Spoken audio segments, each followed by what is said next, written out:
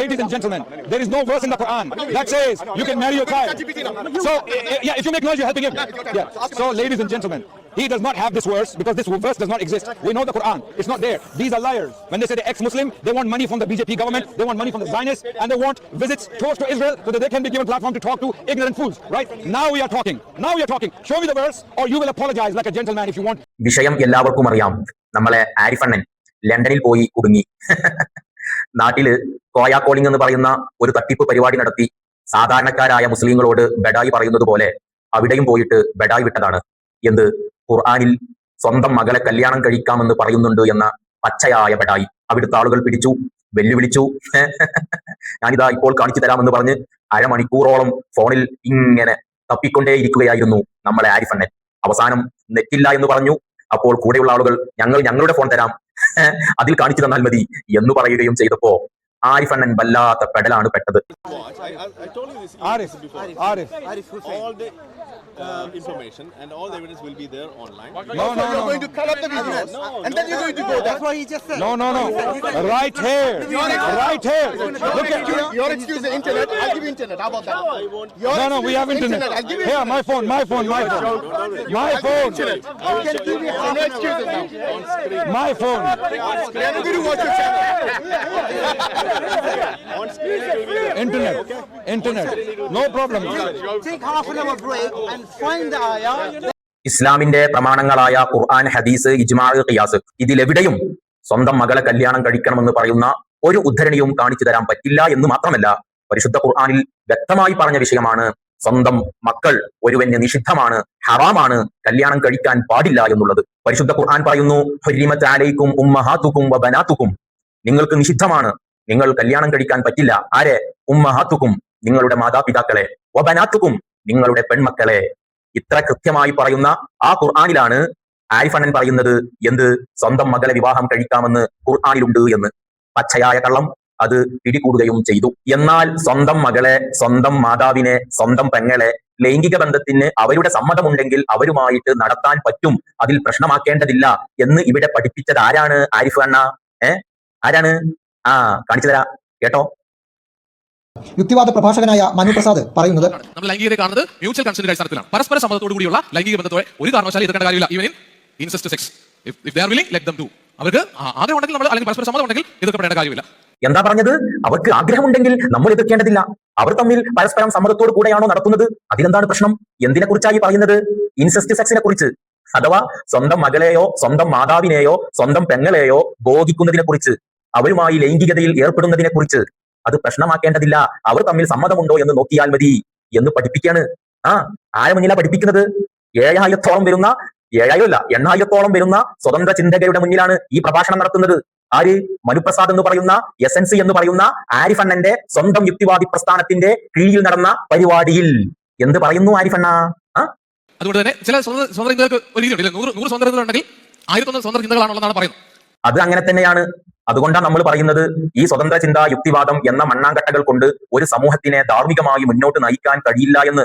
കാരണം അവിടെ എന്ത് ധാർമ്മികമായിട്ടുള്ള നിയമങ്ങൾ വെച്ചാലും ആ സമൂഹത്തിൽ ഒരു സ്വതന്ത്ര ചിന്തകൻ വന്നിട്ട് പറയും, എന്റെ ധാർമ്മികത പ്രകാരം അത് തെറ്റല്ല, അതുകൊണ്ട് ആ നിയമം പറ്റൂല. അപ്പോ ആ നിയമം മാറ്റിയിട്ട് മറ്റൊരു നിയമം ഉണ്ടാക്കും. അപ്പൊ മറ്റൊരാൾ വന്നിട്ട് പറയും, എന്റെ ധാർമ്മികത പ്രകാരം അത് തെറ്റല്ല, അതുകൊണ്ട് അതും പറ്റൂല. അങ്ങനെ ഒരു ധാർമ്മികമായിട്ട് നിയമസംഹിത ഉണ്ടാക്കാൻ സ്വതന്ത്ര ചിന്തകർ മാത്രമുള്ള ഒരു സ്ഥലത്ത് നടക്കൂല. കാരണം ഓരോരുത്തർക്കും അവരുടെ ചിന്തയിൽ തോന്നുന്ന ധാർമ്മികതയായിരിക്കും തെറ്റും ശരിയുമായിരിക്കും അവർക്കുണ്ടാവുക. അതുകൊണ്ട് തന്നെ ചില സ്വതന്ത്രർ വളരെ ഇത് ഞാൻ ഇതിനെ അനുകൂലിച്ചു കഴിഞ്ഞാൽ മറ്റുള്ളവർ എന്തായിരിക്കും കരുതുന്നത്? ചിലർ വിചാരിക്കും പ്രതികൂലിച്ചാൽ എന്തായിരിക്കും കരുതുന്നത്. അതുകൊണ്ട് വളരെ നല്ല മൗനം, ഗൗരവതരമായിട്ടുള്ള മൗനമൊക്കെ ചിലരങ്ങ് അവലംബിച്ചു കളയും. അവർക്ക് ഒന്നും കൂടി അങ്ങ് ഉറപ്പാക്കി കൊടുക്കണം. ചിലർ വിചാരിക്കും, ഞാൻ ഈ അമ്മ ഭോഗത്തെയും മകൾ ഭോഗത്തെയും അപ്രകാരം പെങ്ങൾ ഭോഗത്തെയും ഒക്കെ ശരിയാണെന്ന് പറഞ്ഞാൽ, ഇൻസെസ്റ്റ് ശരിയാണെന്ന് പറഞ്ഞാൽ ആളുകൾ എന്ത് വിചാരിക്കും എന്നൊക്കെ നിങ്ങൾ ചിന്തിക്കും. അതൊന്നും വേണ്ട. അവർക്ക് തമ്മിൽ പരസ്പരം സമ്മതമുണ്ടെങ്കിൽ അത് ഓക്കെയാണ്, അതിൽ പ്രശ്നമില്ല, അതിൽ തെറ്റില്ല. എന്നിട്ട് ഇവന്മാർ വന്നിട്ടാണ് ഖുർആനിൽ അങ്ങനെയുണ്ട് എന്ന പച്ചക്കള്ളം പറഞ്ഞിട്ട് നമ്മെ പഠിപ്പിക്കാൻ വരുന്നത്. ഒക്ടോബർ 6-ന് പ്രമുഖ യുക്തിവാദി പ്രചാരകൻ സി രവിചന്ദ്രന്റെ നേതൃത്വത്തിൽ കോഴിക്കോട് നടന്ന ലിറ്റ്മസ് 19 അന്താരാഷ്ട്ര സ്വതന്ത്ര ചിന്താ സെമിനാറിലാണ് ഇയാൾ ഇത്തരമൊരു വിചിത്രവാദം ഉയർത്തിയത്. ഇത് എവിടെയാണ് നടന്നത്? സി രവിചന്ദ്രന്റെ എസൻസ് ഗ്ലോബലിന്റെ ലിറ്റ്മസ് എന്ന് പറയുന്ന പരിപാടിയിൽ. ആ എസൻസ് ഗ്ലോബലിന്റെ കാര്യപ്പെട്ട നേതാവാണ് ഇപ്പോൾ ആരിഫ് ഹുസൈൻ. കഴിഞ്ഞ വർഷം ലിറ്റ്മസിന്റെ the free thinker of year എന്ന അവാർഡ് കരസ്ഥമാക്കിയത് നമ്മളെ ആരിഫ് ഹുസൈനാണ്. അപ്പോ ആരിഫെ, നിന്റെ സ്വന്തം പ്രസ്ഥാനമാണ് ഇവിടെ 8,000-ഓളം വരുന്ന സ്വതന്ത്ര ചിന്തകർക്ക് മുന്നിൽ മകൾ ഭോഗവും അമ്മ ഭോഗവും പെങ്ങൾ ഭോഗവും ന്യായീകരിച്ച് അതിൽ പ്രശ്നമില്ല എന്ന് പറഞ്ഞ് പ്രസംഗിച്ചത്? എന്തുകൊണ്ടാണ് മകളെ കല്യാണം കഴിക്കുന്നത് നമ്മൾ പ്രശ്നമാക്കുന്നത്? ഈ ഭോഗം ഉണ്ടായത് കൊണ്ടല്ലേ? അത് പ്രശ്നമില്ല എന്ന് നിന്റെ പ്രസ്ഥാനമാ പഠിപ്പിച്ചത്. എന്നിട്ട് നീ ഖുർആനിൽ അങ്ങനെ ഉണ്ടെന്നോ? ഇനി ചിലപ്പോൾ നിങ്ങൾക്ക് സംശയമുണ്ടായേക്കാം, ഇത് കേരളത്തിലെ ആരിഫ് അണ്ണന്റെ യുക്തിവാദികളല്ലേ പറഞ്ഞത്, ലോകോത്തരത്തിൽ അങ്ങനെയൊന്നുമില്ലല്ലോ. എന്നാ കേട്ടോളൂ, ലോകത്തെ ഏറ്റവും വലിയ അറിയപ്പെട്ട യുക്തിവാദിയാണ് ലോറൻസ് ക്രോസ്. അയാളും ഇതേ വിഷയം, എന്ത്, സ്വന്തം മകളുമായി അല്ലെങ്കിൽ പെങ്ങളുമായി അല്ലെങ്കിൽ അമ്മയുമായി ലൈംഗിക ബന്ധത്തിൽ ഏർപ്പെടുന്നതിൽ ഒരു പ്രശ്നവും കാണാൻ പറ്റില്ല എന്ന് പറയുന്നുണ്ട്. Why is incest wrong? It's not clear to me that it's wrong. But if you ask me a priori, for example, the question, if a brother and a sister loved each other and used contraception, is there something absolutely morally wrong about that? And then, by the way, and it was once, and they went off and it didn't affect anything else, I'd have to think about it, because I don't think there's any absolute condemnation of that fact. If they love each other and care for each other and they go off and it doesn't... കേരളത്തിലെ യുക്തിവാദികളും international യുക്തിവാദികളും ഈ പറയുന്ന incest സെക്സിൽ അഥവാ സ്വന്തം അമ്മയെയും പെങ്ങളെയും മകളെയും അവരുടെ സമ്മതപ്രകാരം ലൈംഗിക ബന്ധത്തിൽ ഏർപ്പെടുന്നതിൽ പ്രശ്നമില്ല എന്ന് പറയാനുള്ള കാരണം എന്താണ്?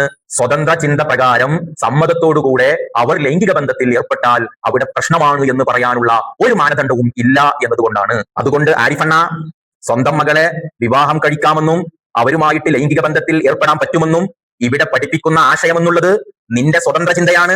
നീ നേതൃത്വം നൽകുന്ന എസൻസ് ഗ്ലോബൽ എന്ന് പറയുന്ന സ്വതന്ത്ര ചിന്താ കൂട്ടായ്മയാണ് എന്ന് നീ മനസ്സിലാക്കുക, അല്ലാതെ ഖുർആനല്ല. അതിനിടയിലാണ് നമ്മളെ ശശികല ടീച്ചറും കൂടി ഒന്ന് വന്നത്. എന്താ പറഞ്ഞത്? ഗവേഷണം നടക്കുന്നു, മകളെ കെട്ടാമോ? എവിടെ നടക്കുന്നത്?